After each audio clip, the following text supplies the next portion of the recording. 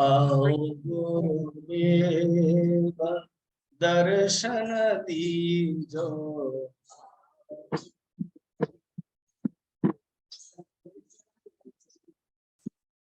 तुम हो जगत विधाता।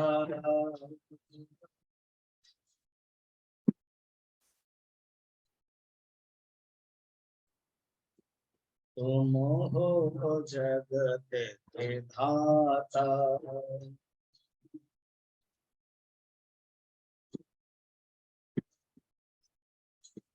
तुम्हीं हो ब्रह्मा, तुम्हीं हो विष्णु,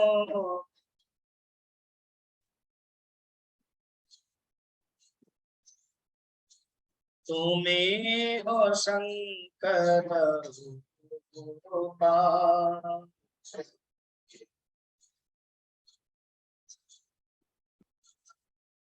सृष्टि स्थिति लय स्वरूप तुम हो,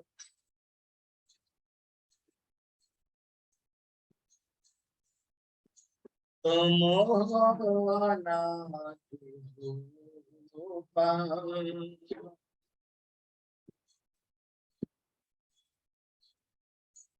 स्वामी तुम हो अनादि रूपा।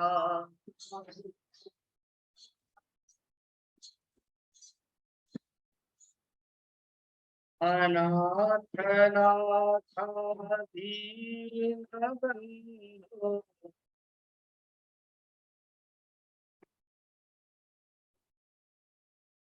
तुम हो अनंत रूपा।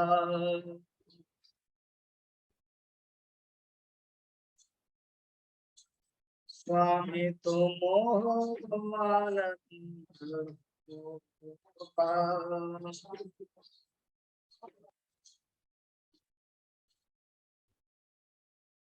अज्ञान नाशक शरण संरक्षक,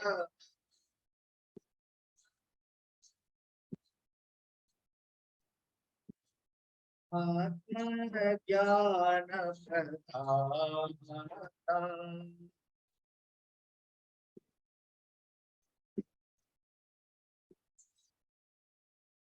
गुरुदेव दर्शन दीजो,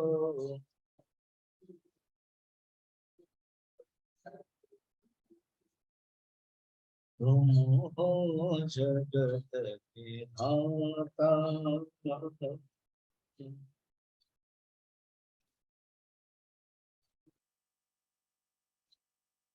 तुम हो जगत विधाता।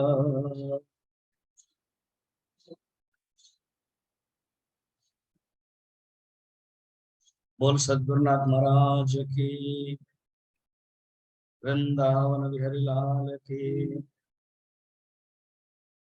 नमः पार्वती पते, हर हर महादेव।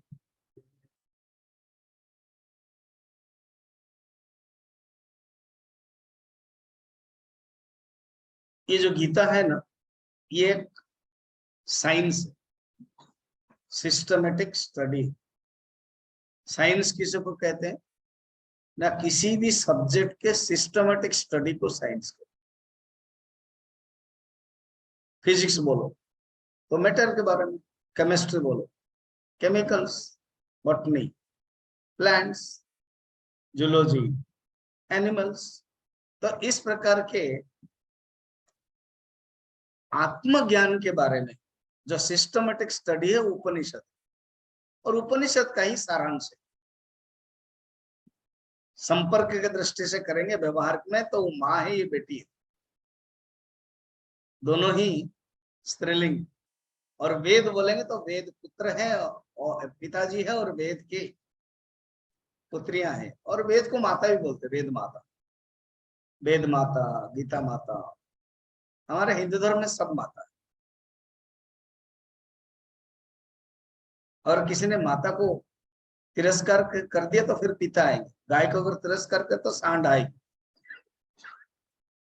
सांड आएगा और देगा तुलसी पत्ते का तिरस्कार करेंगे तो खुजली वाली जो पत्ते हैं वो आएंगे, वो पिताजी है।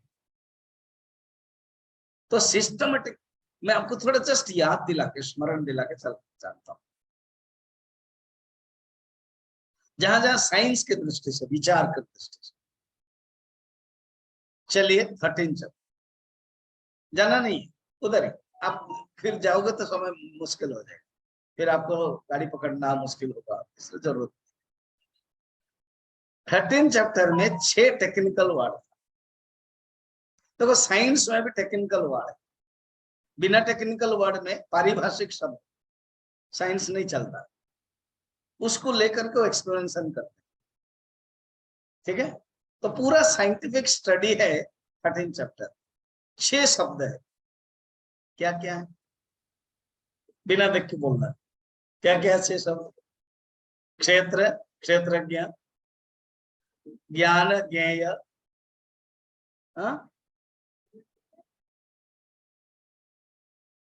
फिर दोनों में कंफ्यूजन हो गया। हाँ, क्षेत्र, क्षेत्रज्ञ, ज्ञान, ज्ञेय, पुरुषत्व, ठीक है। देखा गुनगुन कितना सॉलिड स्टूडेंट है हमारे, बुजुर्ग स्टूडेंट है। गुनगुन 8th क्लास पढ़ रही है, छोटी सी प्यारी सी, छोटी सी प्यारी सी बेटी सी, है ना। उसको लगे अच्छा ऐसे पढ़ाई होती है यहाँ, तुम्हारे दादाजी भी ऐसे ही पढ़ते थे वहां रांची में, मेरे क्लास आते थे सब क्लास। अब मैं कहने का मतलब कितना सुंदर है, इसी के ऊपर ही वर्णन। 6 टेक्निकल वर्ड हो गया। अब चलो 14 चैप्टर। साइंस का एक भाग है मनोविज्ञान, एंड मनोविज्ञान कभी कभी शायद साइंस ना समझे, कभी कभी साइंस से दूर हो जाए कोई मनुष्य, मगर मनोविज्ञान से दूर नहीं हो सकता, है कि नहीं। कोई मैं आर्ट स्टूडेंट हूं, मुझे साइंस पसंद नहीं, मैं कॉमर्स स्टूडेंट हूं, मुझे साइंस पसंद नहीं है, मैं औरत हूं, मुझे साइंस समझ में नहीं आता है, मगर मन को बारे में समझना पड़ेगा, अपना और दूसरे का, खुद का समझे और दूसरे का समझे, माइंड मैनेजमेंट जरूरत है, वो है 14 चैप्टर। समझ में आ गया कितना सुंदर। खुद के मन के बारे में समझे, कब हमारा मन कैसे होता है, जब मन सात्विक होता है। यही 17 चैप्टर फिर चल रहा है उसका ही, मैं बताऊंगा, अभी मैं आगे बढ़ रहा हूँ, मैं थोड़ा डिसेक्शन कर रहा हूँ। तो 14 चैप्टर में मन के बारे में है, गुण, सत्वगुण, रजोगुण, तमोगुण, उसका डिटेल है, उसकी गति, उसका प्रभाव, उसका लक्षण, उसका सिम्टम्स, उस प्रकार के लोग, एंड जब एक गुण होता है तो दूसरा दब जाता है, वो सब वर्णन है। इतना सुंदर स्टडी कहीं नहीं। इसी दौरान मैंने 4 ग्रंथ के बारे में बताया था, माइंड मैनेजमेंट के 4 ग्रंथ है, इन चारों ग्रंथों को जीवन में पढ़ना चाहिए। इन चारों ग्रंथ क्या क्या है, हा?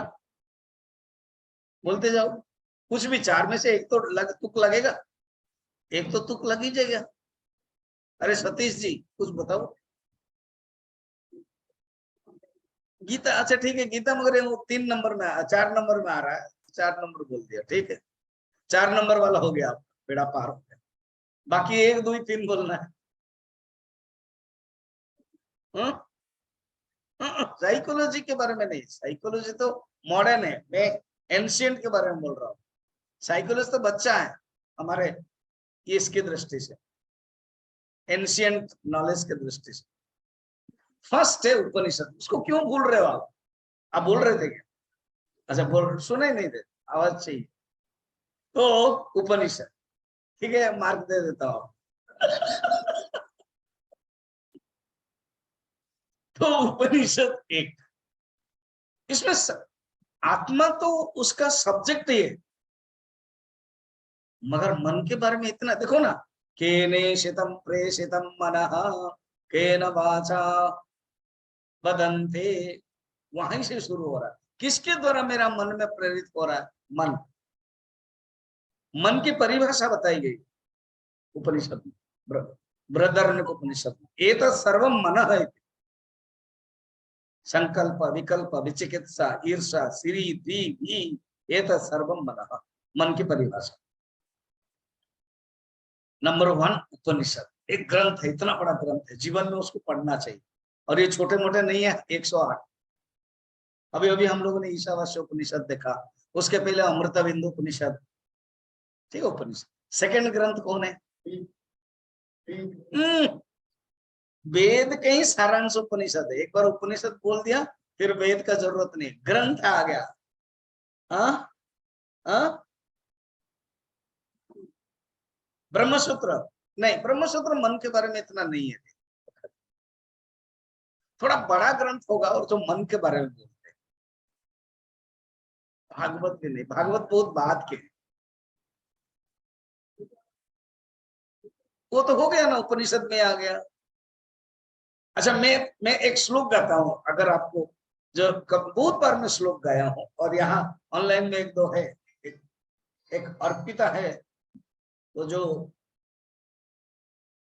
वो कर सकते हैं, बोल सकते, तो उसमें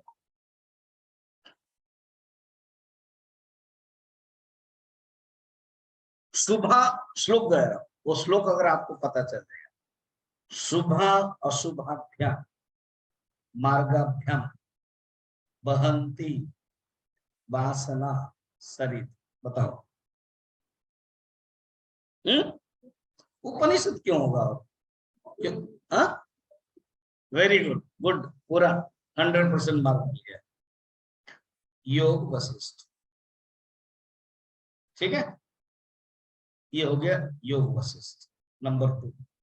तो एक हो गया, 2 हो गया, 4 हो गया, अब 3 खाली स्थान पूर्ण करो।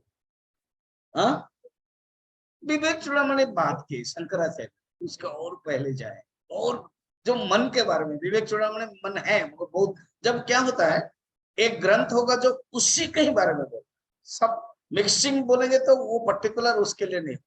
एग्रीकल्चर माने ओनली एग्रीकल्चर होगा, तो एग्रीकल्चर यूनिवर्सिटी होगा, पूरा टोटल यूनिवर्सिटी जिसमें सो मेनी थिंग्स रहेगा, वो एक यूनिवर्सिटी होगा, पंजाब एंड पंजाबी यूनिवर्सिटी। मगर agriculture university only agriculture, engineering only engineering, ऐसे ओनली मन के बारे में जो बता रहा वो एक ग्रंथ है, बहुत बड़ा ग्रंथ है। मैं थोड़ा सा और आपको बता देता हूँ, सूत्रात्मक है वो, सूत्र है। तो मैं इतना 50-50 दे रहा हूँ, लाइफ लाइन दे रहा हूँ, आपको करना पड़ेगा। मैं फ्रेंडशिप का कॉल भी दे सकता हूँ।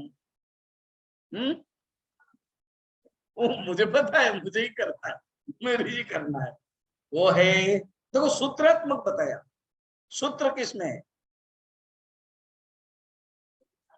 उपदेश तो बहुत छोटा ग्रंथ है, और वो बात के हैं, इतने छोटे से इतने बड़े लेवल की बातें हो रही नहीं हो सकती। पतंजलि योग सूत्र, जिसमें मन के बारे में है, क्लिष्ट अक्लिष्ट पंचवृत्तय, मन के बारे में ना, सब्जेक्ट मैटर, कहाँ उपदेश छोटा सा ग्रंथ है, वो नहीं होगा। और इस चारों का वेटेज देखो तो कितना सुंदर है, इस चारों का जो वेटेज है वो टॉप है। क्या क्या याद करो? नंबर 1, नंबर 2, नंबर 3 पतंजलि योग सूत्र, नंबर 4, मैं फिर रिवीजन करूंगा, नंबर 3, 2, 1, 4, 4, 3, 2, 1। देखा, इतना बार याद करना चाहिए। फिर 3 महीने के बाद बात पूछूंगा, कैलकुलस, कैलकुलस, ठीक है। ये इसका अर्थ क्या है?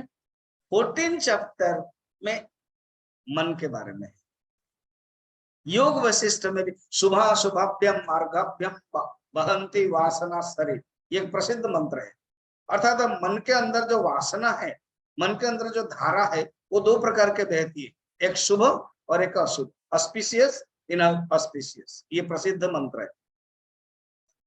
चित्त वृत्ति निरोध योग दर्शन, देखो, फिर क्लिष्टा क्लिष्टा वृत्तय, ये सब मन के साथ कनेक्टेड है उनका ज्यादा सूत्र, ठीक है। ये है विशेषता मन के बारे में। तो साइंस हो गया ना। अच्छा 15 चैप्टर देखो, 15 चैप्टर वर्णन करता है सारा वर्ल्ड के बारे में। किसी ने एक सुधांशु त्रिवेदी करके एक बड़े अच्छे जानकार है और एमपी है बीजेपी का, वो इतना ज्ञानी है वो रियली, ऑटोमेटिक आपका हाथ जुड़ जाएगा। वो राजनीति वाला टेबल में रखो, वो जरूरत नहीं, मगर इतना ज्ञान, कितना सुंदर अर्थ बताया। अरे कोई कहता है जो पृथ्वी है चपटा है, ये है, बताओ आप ज्योग्राफी को हिंदी में क्या बोलते हो? अर्थ क्या है? माने शब्दों में ही अर्थ है। क्या सुंदर होता है। ज्योग्राफी में हिंदी में हम क्या बोलते हैं? भूगोल। शब्द का ही अर्थ है। हम भू चपटा नहीं पढ़ाया गया है, क्या बोलते हैं? भू। तो 15 चैप्टर में भूगोल है, और भूगोल is the one of the branch of science. भूगोल is the one of the part of science. भूगोल is the one of the subject of science. हालांकि ज्योग्राफी आर्ट्स स्ट्रीम में आ जाता है, मगर वो साइंस का ही, नदी पर्वत ये सब पढ़ते हैं, जानते हैं डिवीजन। तो वहां पर 3 डिवीजन बताया, 3 पुरुष बताया। मैं लाइफ लाइन दे दिया, क्या क्या 15 चैप्टर 3 पुरुष, क्या क्या पुरुष है? हाँ जोर से बोलो। 15 चैप्टर में 3 पुरुष के बारे में वर्णन है, क्या क्या है? मेरे लिए बहुत आसान है, फिर मैं 15 चैप्टर ले सकता हूँ। क्षर पुरुष, अक्षर पुरुष, पुरुषोत्तम, ये देखा, विज्ञान हो गया, ज्योग्राफी। अब रहा 16 अगेन 14 चैप्टर के, उसको 3 गुणों को 2 डिवीजन में बताया, एक है दैव और एक है असुर संपत्ति। अब है 17। 14 का एक्सटेंशन काउंटर है वो 17। 14 रॉ मटेरियल है और 17 उसका एक्सपोजिशन। हमारे मन के अंदर जैसे जैसे गुण होगा वैसे वैसे ही अलग अलग एक्टिविटीज में आए। फर्स्ट एक्टिविटीज में बताया श्रद्धा, और श्रद्धा सब में है, इसलिए इस अध्याय का नाम ही क्या बता दिया? श्रद्धा त्रय विभाग योग। इसको फिर डिवीजन किया। अच्छा साइंस में ये एक सेक्शन लिया जाता है डिवीजन, उसको बोलते हैं, क्या बोलते हैं उसको, जो ऐसे ऐसे कैटेगरी करके बताते हैं, ग्राफिकल विभाग करके बताते। तो यहां पर आप विभाग देखो कैसे। श्रद्धा 3 प्रकार, सात्विक राजसिक तामसिक। अन्न कितने प्रकार? 3 प्रकार, सात्विक राजसिक तामसिक। अब यज्ञ 3 प्रकार, ठीक है। अब यज्ञ 3 प्रकार है, सात्विक यज्ञ, राजसिक यज्ञ और तामसिक यज्ञ। अच्छा पहले पढ़ ले, उसके बाद यज्ञ समझे क्या, यज्ञ का अर्थ क्या है पहले समझने के बाद जाएंगे। श्लोक नंबर 11। श्री भगवान वाच अफलाकांक्षिभिर्यज्ञः विधि दृष्टो यज्यते यस्तव्यमेवेति मनः समाधाय स सात्विकः।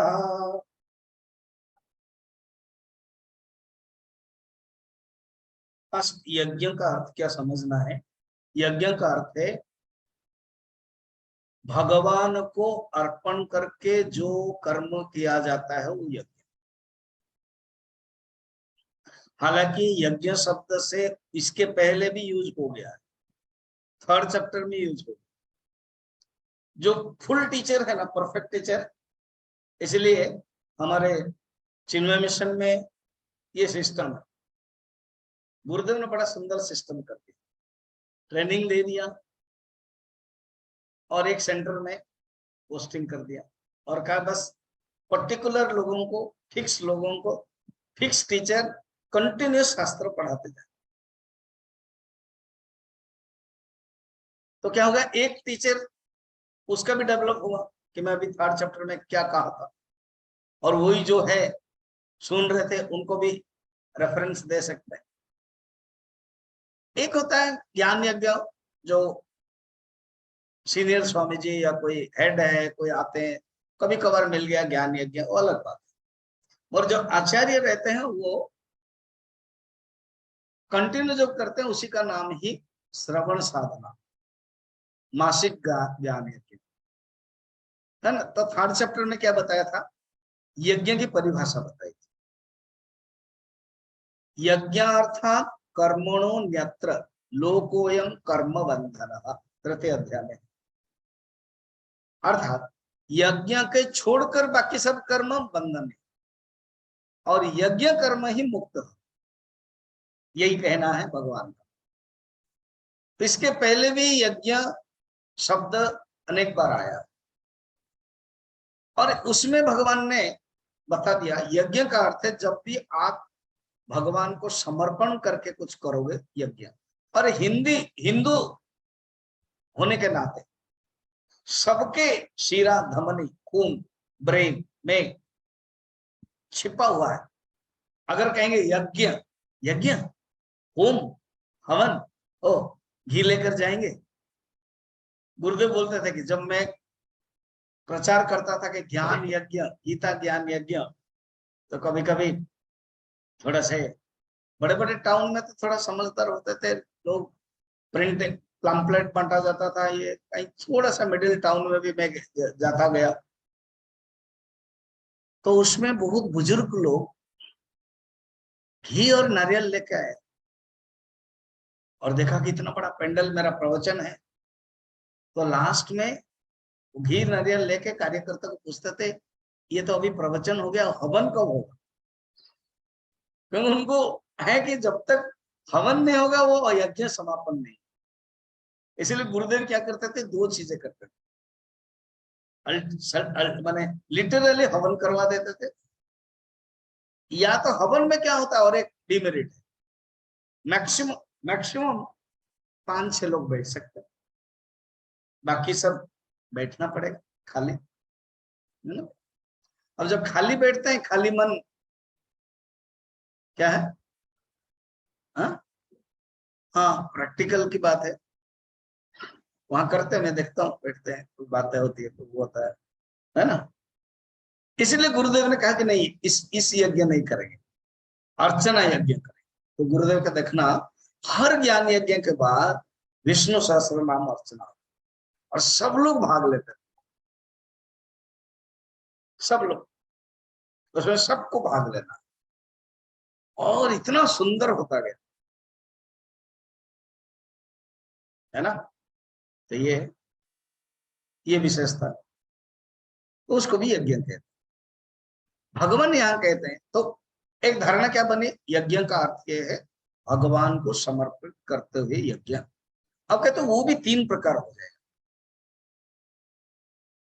इसको कहते हैं सात्विक यज्ञ, राजसिक यज्ञ और तामसिक।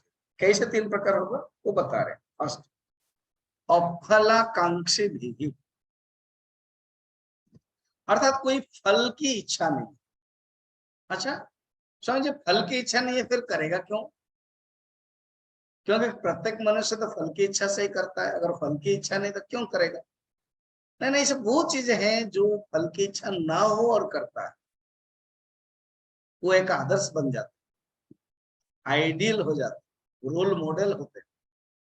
अफलाकांक्षी भी, ये एक लक्षण है। और विधि दृष्ट माने विधि के अनुसार, अर्थात एक विधि अनुसार, शास्त्र विधि के अनुसार, विधि दृष्ट, विधि माने शास्त्र विधि। देखो भगवान 16 चैप्टर में शास्त्र के बारे में लास्ट में बताया था, अब कहते हैं शास्त्र के अनुसार है, विधि दृष्टा,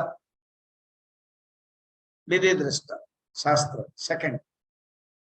थर्ड हुआ यष्टव्य, ये करना चाहिए, अर्थात उनका कर्तव्य है। मैंने बताया था ना क्रिया और कर्म में क्या फर्क है। क्रिया है जो जबरदस्त हो रही है, कर्म वो है उसको लग रहा है कि मुझे ये कर्म करना चाहिए। तो ये बता रहे हैं यष्टव्यमेति, अर्थात उसको ये करना है, उस दृष्टि से करना है। नंबर 3, अर्थात कोई जबरदस्त नहीं, जबरन नहीं। बाकी जो आप देखोगे सब जबरदस्त, ठीक है। कितने हुआ? 3। और एक है मन समाधाय, इसका 2 अर्थ है। मन समाधाय अर्थात मन को समाधान करके, या तो इस यज्ञ का फल है मन समाधान, मन शांत हो जाता है, मन का समाधान हो जाता है, मन के अंदर कोई विक्षिप्त नहीं रहता।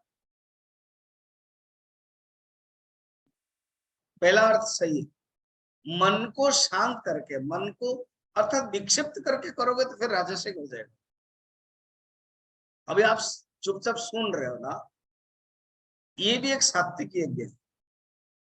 चारों को आप अपना घटाओ श्रवण में, सुन इसलिए रहे हो, कोई इच्छा नहीं, सुनने से स्वर्ग मिलेगा अगर सोच लिया तो कामना हो, नहीं, मुझे ज्ञान प्राप्त कर। स्कंद पुराण में कथा है, नारद जी इंद्रद्युम्न राजा के पास आए, जो इंद्रद्युम्न जगन्नाथ भगवान बनाएंगे। उस समय तो जगन्नाथ बने नहीं थे, वो नील माधव करके नील पर्वत में थे।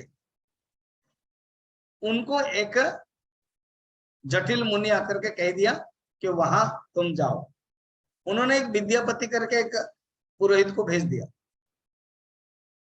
60 अध्याय है। मैं तो बहुत प्रवचन देता हूँ, ट्रेनिंग भी दिया हूँ, जैसे क्लास लिया हूँ ना वेदांत का कोर्स, वैसे मैं ट्रेनिंग दिया हूँ 2 बार जगन्नाथपुरी में। तो 6ठ अध्याय वैसे है, 9वें अध्याय में वो आ जाते हैं नारद जी, 10वें अध्याय में उनको उपदेश देते हैं ज्ञान। उसमें बढ़िया सिद्ध बताते हैं सात्विक भक्ति किसे कहते हैं। सात्विक भक्ति, राजसिक भक्ति, तामसिक भक्ति, निर्गुणा भक्ति। सात्विक भक्ति कहते हैं ज्ञान प्राप्त या भक्ति क्रियते सा सात्विक भक्ति। जो ज्ञान प्राप्त करने के लिए भक्ति की जाती है ना, वो सात्विक भक्ति। जो ज्ञान प्राप्त करने के लिए यज्ञ किया जाता है वो सात्विक यज्ञ है। अगर ये श्रवण है, ये एक यज्ञ है, आप सुन रहे हो, अगर आप ज्ञान प्राप्त करने के लिए इच्छुक हो तो जानना ये सात्विक। और लोग आते हैं, आप लोग बुलाते हो, लोग आते हैं, वो सोचते हैं क्या कि हमारा प्रॉब्लम सॉल्व होगा तो भी जाएंगे, यहाँ तो कुछ होता ही नहीं है। मगर आप देखना, जहां दवाई है, जहां भविष्य के बारे में बोलेंगे, जहां पेट बीमारी है ये है बोलेंगे, वहां भीड़ भीड़ लगती है। उन्होंने वही तपस्या किया है, इसलिए लोग भी उसी प्रकार जाते हैं। वो राजसिक और तामसिक, अफलाकांक्षी भी ही श्रवण के दृष्टि से देखते हैं। मन के समाधाय अने विधि दृष्टि, शास्त्र के दृष्टि से। मुझे उमेक्स से कल आदमी आया, कहाँ से? उमेक्स।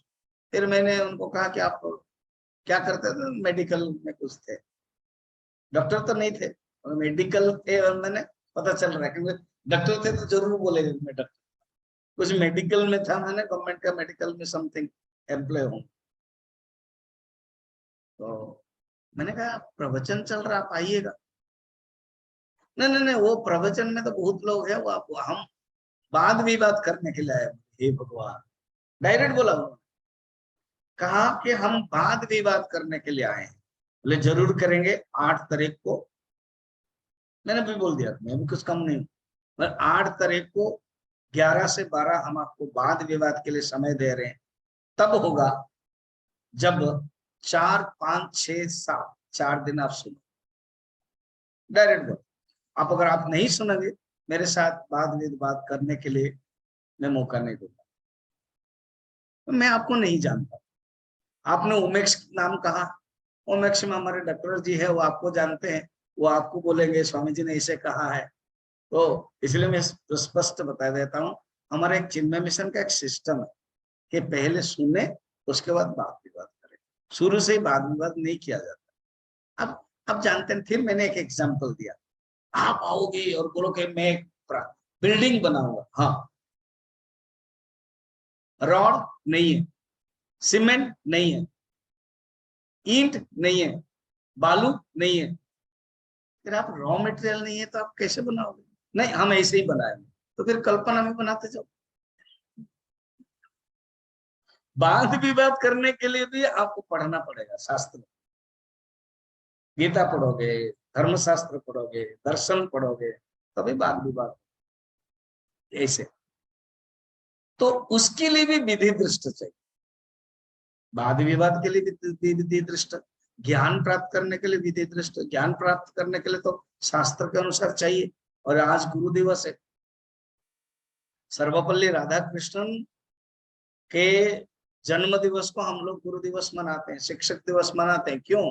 ऐसे तो जुलाई महीना में अभी हम लोगों ने मनाया है, वो है गुरु पूर्णिमा, भगवान वेद व्यास के।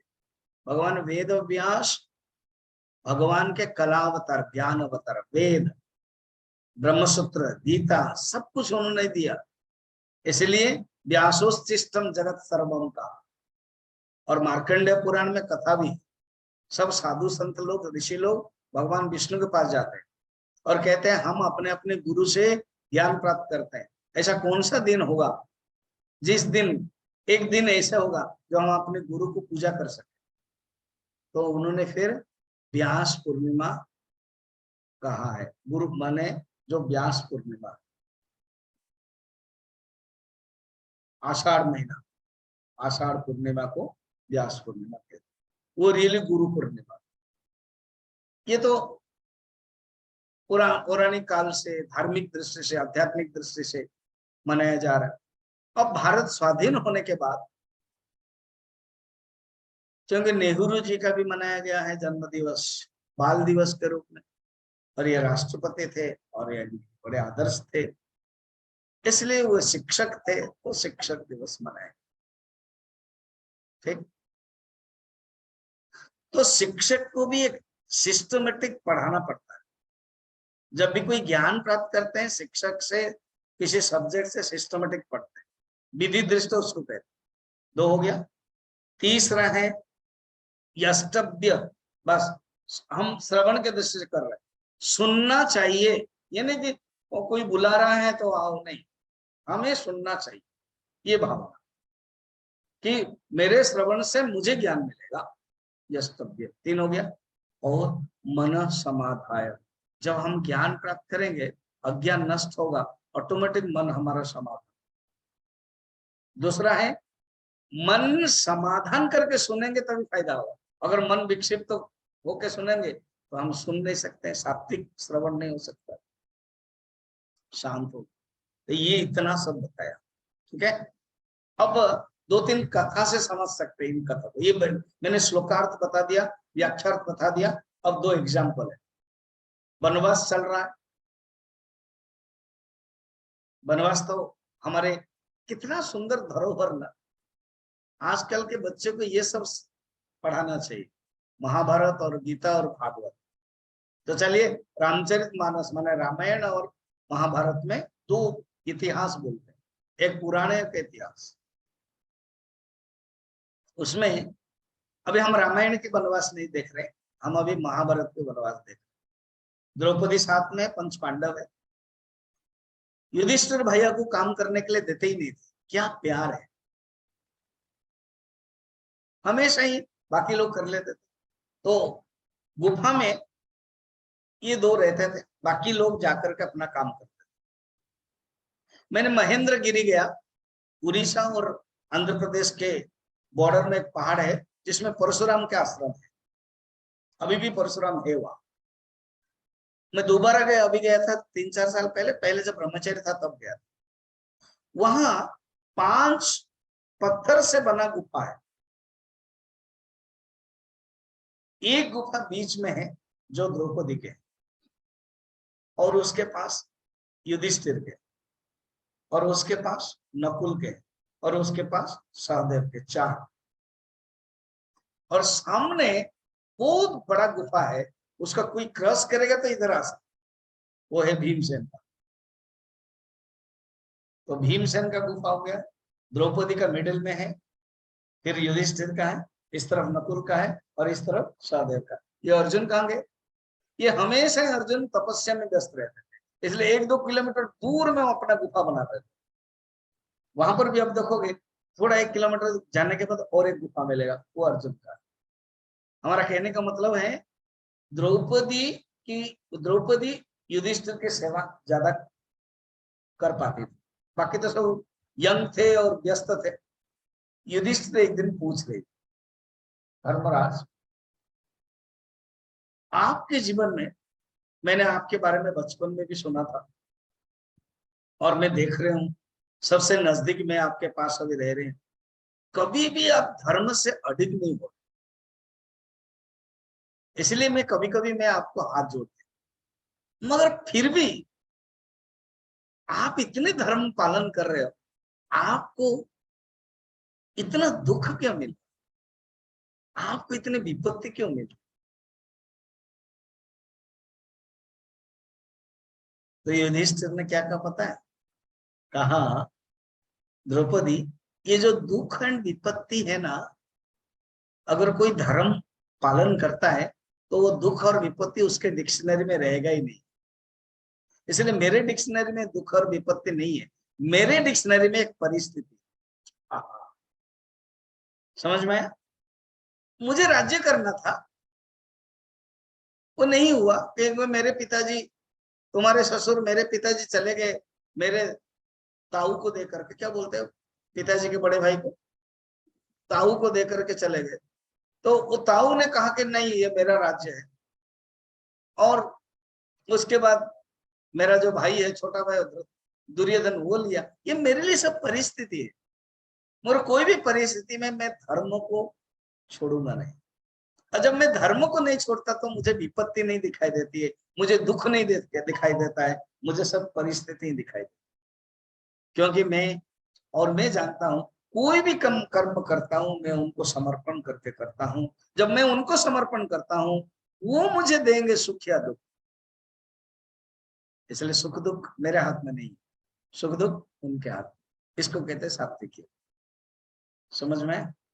और एक कहानी, एक नेवला आया, इसी महाभारत की कहानी, थोड़ा सा जैसे लॉन में बैठे हुए हैं भगवान कृष्ण, द्रौपदी, युधिष्ठिर सब बैठे हुए हैं और बैठ करके बातें हो रही हैं। एक नेवला आया और जहाँ हवन कुंड था ना तो वहां लिपट रहा, तो सबके दृष्टि आकर्षित हो गई और नेवला बात करने लगा। भगवान कृष्ण का कि बताओ क्या रहस्य बताओ ना, मैंने सुना है युधिष्ठिर ने यहाँ राजसूय यज्ञ किया है, हाँ, और ये जो यज्ञ के जो राख है उसमें मैं लिपट रहा हूँ, इसीलिए कि क्योंकि मैं, मेरा जो आधा है ना, आधा सोना हुआ है। कैसे ना, एक ब्राह्मण को सत्तू मिला था, सत्तू, सत्तू बिहार में ज्यादा सत्तू चलता है, सत्तू मालूम है ना, यहाँ भी सत्तू चलता है ना, यहाँ तो सत्तू के साथ नींबू दही ये सब लगा के मजा करके पीना पड़ता है, मजा आता है।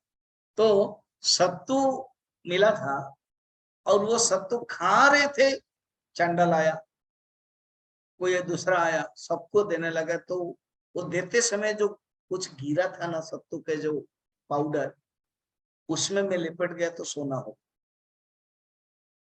और मुझे कहा गया है वो ब्राह्मण ने इतना त्याग किया है, वो सात्विक दान यज्ञ है। अब बताइए ऐसे कोई यज्ञ हुआ है? तो किसी ने कहा कि युधिष्ठिर का हुआ है, तो मैं आके देख रहा हूं तो हो नहीं रहा, सबका मुंह चुप हो गया। क्यों? सबके अंदर एक भावना आई थी कि मैं कर रहा हूं, मैं कर रहा हूं, राजसिक यज्ञ। ठीक है, तो सात्विक यज्ञ कौन सा है ना, जो वो ब्राह्मण ने त्याग किया। अब राजसिक यज्ञ के बारे में हम लोगों को आगे जानना पड़ेगा। अभिसंधाय तो फलम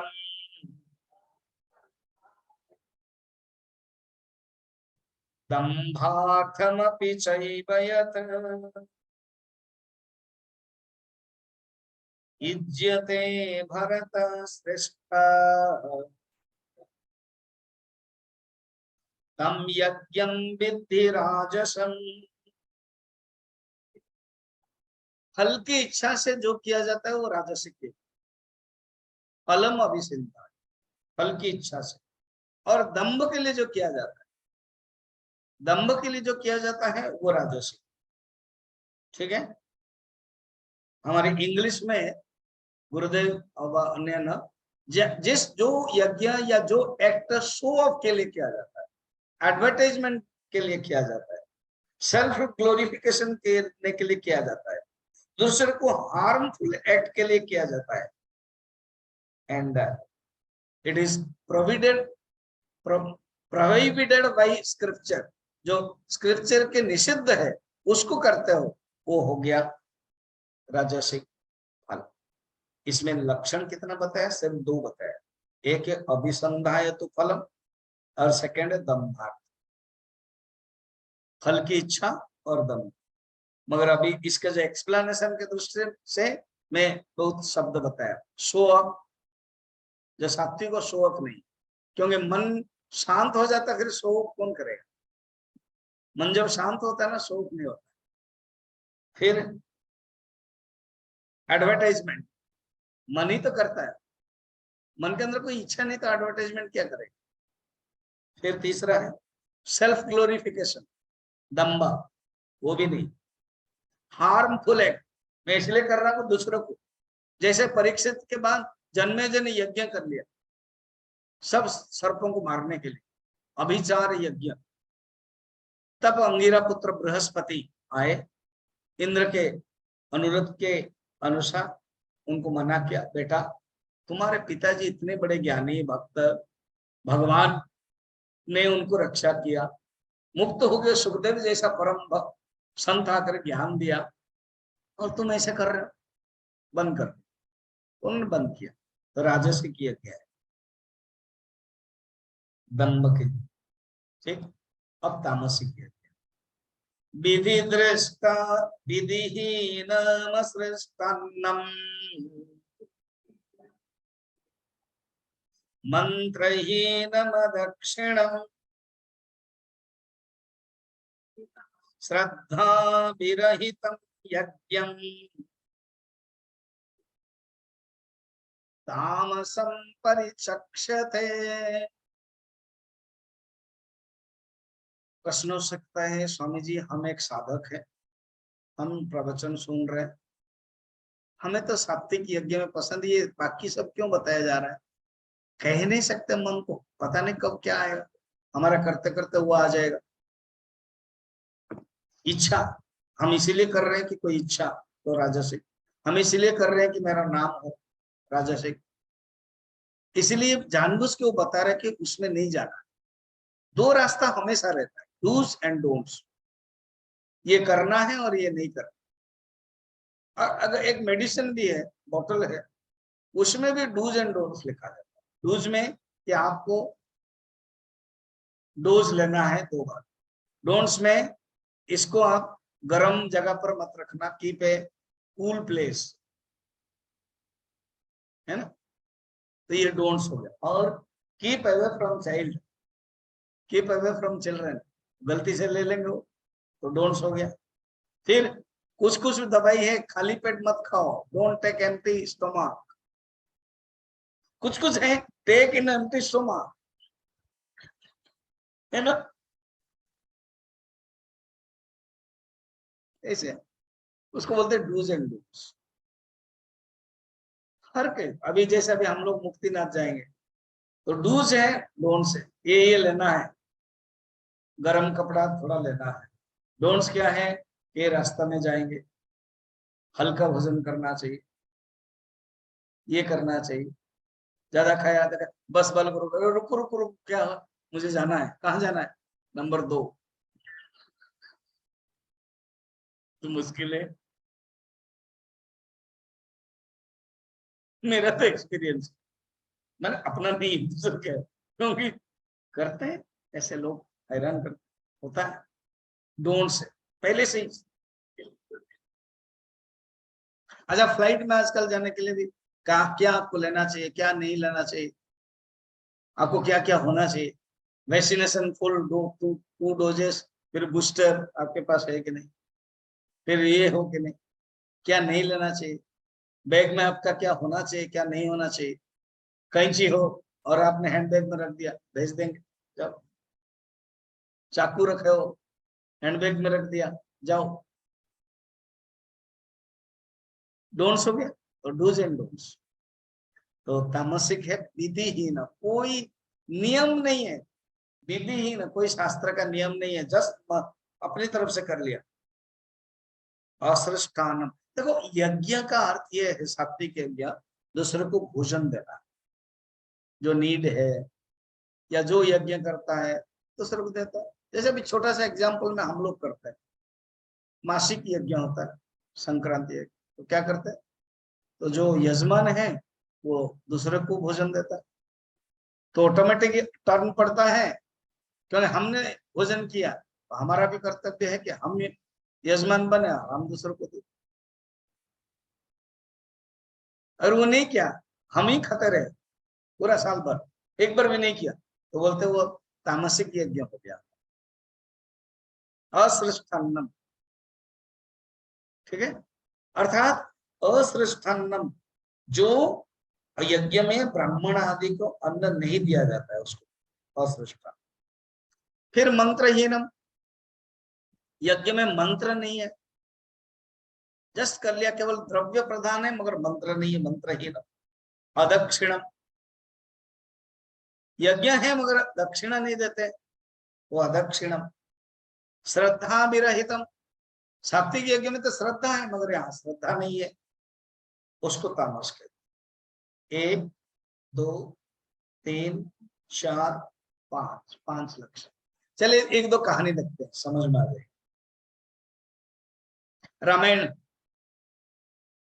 विभीषण आकर कहते भगवान आप देख रहे हैं वहां सामने जो पहाड़ है वहां से धुआं आ रहा है ना, रात से मेघनाथ ने मुकम्बिला के देवी के वो हवन कर रहा है, इसको अगर नष्ट नहीं कर दिया जाए तो वो देवी से बहुत कुछ मिल जाएगा, तो उसको हराना डिफिकल्ट हो, क्योंकि उसका यज्ञ तामसिक यज्ञ है।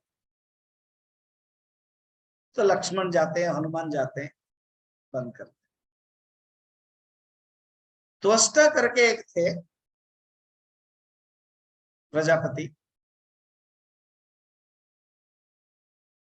उनके एक बेटा था, उसका नाम विश्वरूप, भागवत में वर्णन। विश्वरूप को गुरु बनाया इंद्र ने, क्योंकि इंद्र ने बृहस्पति को अपमान कर दिया। ये चलता रहता है, तो खाली तो नहीं रह सकता है सीट, इसलिए विश्वरूप को बनाया। विश्वरूप के मां असुर जाति और पिताजी ऋषि त्वष्टा। जब हवन करते थे बीच बीच में क्या करते थे, वो असुर कुल को भी स्वाहा कर देते। ओम इंद्राय स्वाहा, ओम अग्नय स्वाहा, ओम हिरण्यकशिपाय स्वाहा। वो धीरे धीरे बोल रहे थे, उस समय माइक को स्विच ऑफ कर देते। इंद्र पकड़ लिया, तुरंत इंद्र ने अपना अस्त्र करके काट दिया। तो गड़बड़ है, हमारा गुरु बन करके तुम शत्रु पक्ष करते हो, भारत में रह करके पाकिस्तान के करते हो, गड़बड़ करते हो, आंटी काम करते हो। चलता रहता, कितने साल, 70 साल से यही चल रहा है। भारत में रहेंगे, भारत का खाएंगे, गुण गाएंगे, पाकिस्तान वो कर, तो उनको यहाँ तो हम लोग ना सहिष्णु है, वो सहन कर, इंद्र सहन नहीं किया, मार दिया। मगर इंद्र को गुरु ब्रह्म हत्या, क्योंकि जो सीट में बैठे थे ना, अब जैसे भी है, कोई पावरफुल में राजनीति में बैठा है, पावर में बैठा है और गड़बड़ कर रहा है, मार तो दिया, और जिसने मारा ना उसको फांसी होगा, क्योंकि उस इतने बड़े आदमी को मारा था। कोई छोटे मोटे मार दिया तो हाँ इंक्वायर बैठेगा, फिर उसका खुश, ऐसे नहीं होगा। उसको भी फांसी हो। इसी प्रकार इंद्र को ब्रह्म हत्या हो। आप ये तो इंद्र को ब्रह्म हत्या हुई अलग बात है, मगर क्या हुआ, जो दृष्टा है ना, उसने एक यज्ञ किया, ऐसे मंत्र सोच करके किया कि मेरा ऐसे पुत्र बने, अर्थात विश्वरूप का भाई ऐसे पुत्र बने जो इंद्र को मार दे। इंद्र शत्रु विवर्धस्व ये मंत्र है, मगर उसको मंत्र को ठीक से नहीं पढ़ पाया, तो उसका अर्थ क्या हो गया पता है? इंद्र जिसको मारेगा वो उत्पन्न हो जाए, और वो वृत्रासुर उत्पन्न हो गया, और इंद्र ने वृत्रासुर को मार दिया। ये क्या है? तामसिक यज्ञ। ठीक है। और एक पत्नी तबीयत खराब थी, एक तांत्रिक के पास गया, कहा कि मेरी पत्नी की तबीयत खराब है, कुछ व्यवस्था करो। तो देखो, तुम किसी वैद्य के पास जाओ ना, नहीं, तांत्रिक आपके पास है, कुछ आप माँ चंडी दुर्गा भैरवी को बुलाओ। तो ठीक है, तो कहा कि काम, भैरवी रक्षति भार्या। क्या? ठीक से बोलो, नहीं तो गड़बड़ होने वाला है। ये मंत्र तुम गाओ। वो आया, गुस्सा में तो था, ऐसा करना पड़ता है ऐसे, तो भूल ही गया। अब इतना दूर फिर पहाड़ के ऊपर तंत्र के पास कैसे जाए?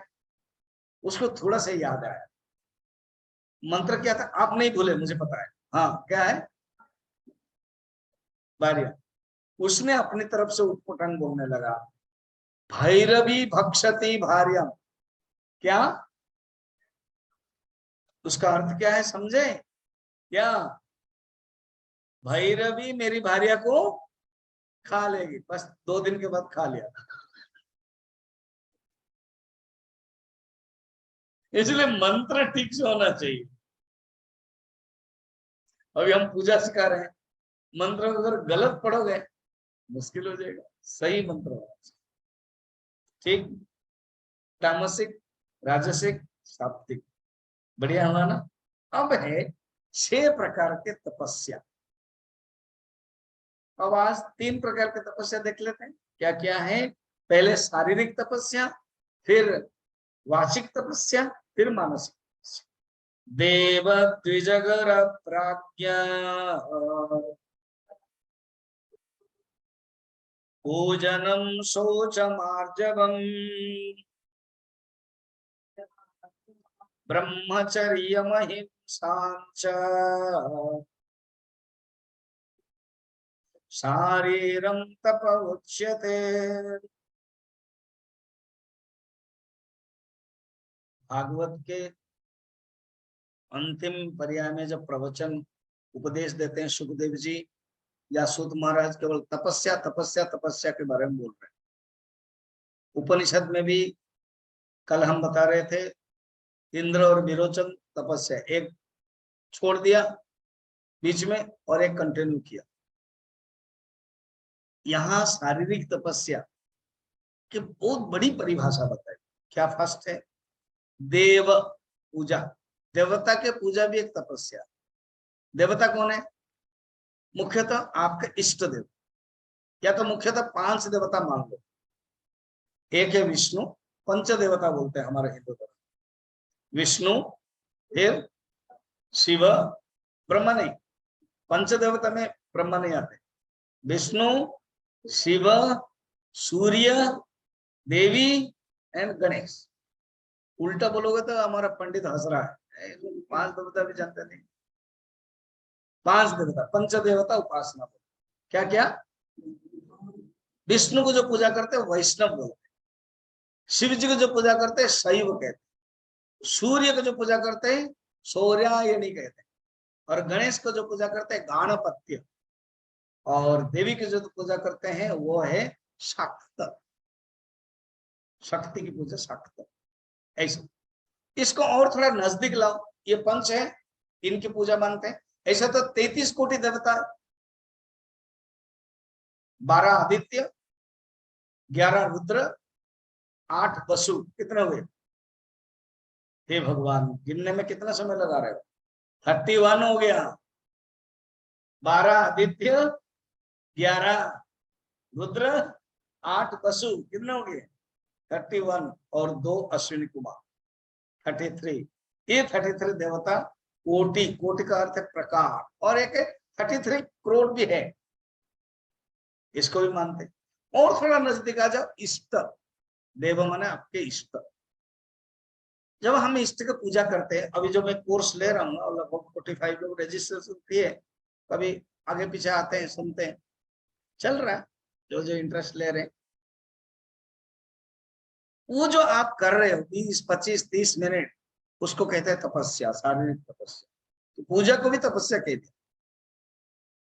देव द्विज, ब्राह्मण, ब्राह्मण की भी पूजा, ब्राह्मण को भोजन देना, ब्राह्मण को पूजा करना, वो भी तपस्या है। गुरु, देखो ब्राह्मण गुरु हो नहीं सकता, माने हो या न हो अलग बात है, मगर जिसको आपने गुरु माना वो गुरु, अलग अलग कर दिया इसे देवता, और सबके लिए समान नियम नहीं है, अलग अलग है, जिसको जैसे सम्मानित किया जाता है। तो देव, द्विज, गुरु, फिर आज शिक्षक दिवस है ना, गुरु। 5 प्रकार के गुरु होते हैं। पिता माता एक गुरु है, शिक्षक एक गुरु है, पूरा नर्सरी से लेकर के पीएचडी तक जितने सब है, इसलिए मैनेजमेंट गुरु कहा जाता है, वो भी गुरु है।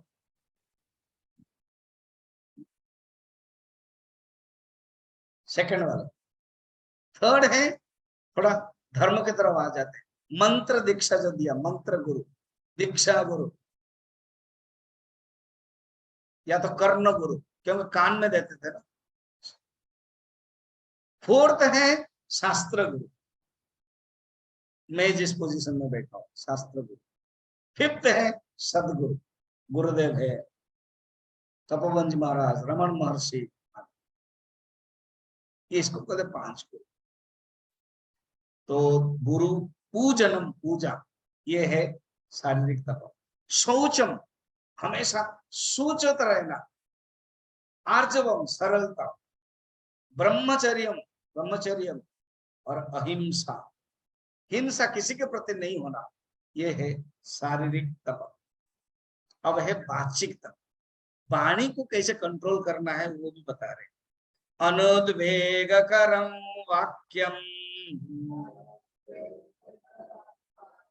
सत्यम प्रियहितं च यत्,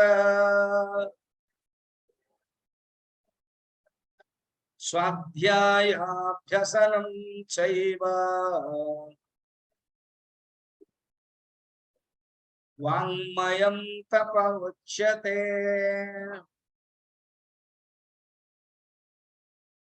अच्छा, वाणी में, मानसिक तपस्या में 4 लक्षण होने चाहिए। ऐसे आप वाणी बोलो जिसको उद्वेग न हो, आपने कुछ बोल दिया, उसका दिमाग खराब हो गया, उसको कुछ बोल दिया, टेम्पटेड बोलते हैं ना, टेम्पटेशन वाला, एक्साइटमेंट वाला, कुछ ऐसे बोल दिया तो उसका मन दुख हो गया, क्या हो गया तुम्हारा मुंह से, उसने ये बोल दिया, अनुद्वेग। दूसरा है अनुद्वेग सत्यम, वाणी में सत्य होना चाहिए, प्रिय, प्रिय होना चाहिए, और हितम, हित होना चाहिए। ये मैंने बताया था अभी किसी टॉपिक में। एक साधु थे ना, वो बैठे थे, वो आया, पूछा, इसका एक श्लोक है, या पश्यति सामा ब्रूते, जो देखी है वो बोल नहीं सकती, सान पश्यति या ब्रूते, जो बोलना चाहती है वो दिखी नहीं है। अहो व्याध शोकीयार्थम, शोकीयार्थम किम पृच्छति पुनः पुनः, तुम अपने काम के लिए मुझे बार बार क्यों पूछते हो? आंख देखी है, बोल नहीं सकती, और वाणी बोलना चाहती है, वो देखी नहीं है, इसलिए गाय तुम्हारे कहाँ गई है हमें पता नहीं। अनुद्वेग कर वाक्यम, सत्यम, प्रिय, हितम च यथ, 1 2 3 4। फिर कहते हैं स्वाध्याय में, स्वाध्याय, स्वाध्याय माने आप जोर से पढ़ रहे हो ना, इसको बोलते स्वाध्याय। वो भी वांग्मय तप, वाचिक तप है। जब आप चैंटिंग करते हो, वेद मंत्र पढ़ते हो, बोलते हो, जो स्टडी क्लास होता है ना चिन्मय मिशन की तरफ से आप लोग कर रहे हो मंगलवार और शुक्रवार, वो भी वांग्मय तप है, तपस्या है, वांग्मय। तो आप पढ़ते हो, जब आप पढ़ते हो वो वांग्मय तप का एक्टिव होता है,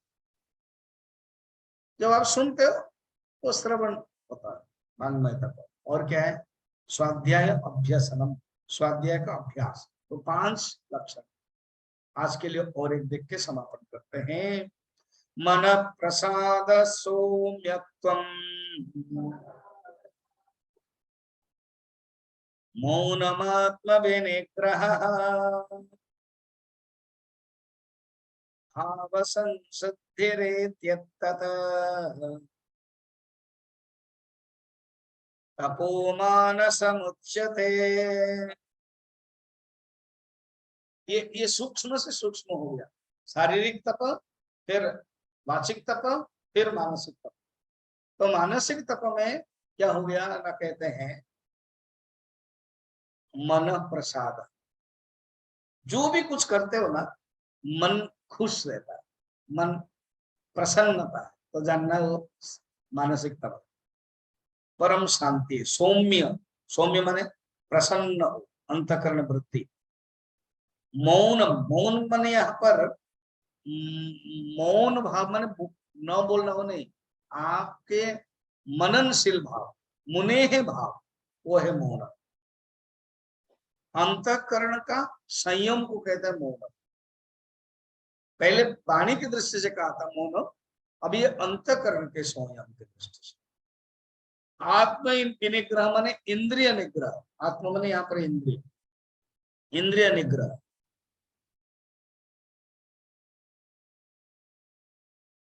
इंद्रिय निग्रह होगा तो मन भी निग्रह हो जाएगा, तो इंद्रिय निग्रह। भाव संशुद्धि का अर्थ है आपके अंदर अच्छा भाव, अंतकरण के सुंदर भाव, काम क्रोध लोभ मोह कुछ भी नहीं है, संशुद्धि। कितना लक्षण हुआ, 1 2 3 4 5। इसको कहते हैं मानस तपा। ठीक, इसको और भी कल देखेंगे। ओम पूर्णमदः पूर्णमिदं पूर्ण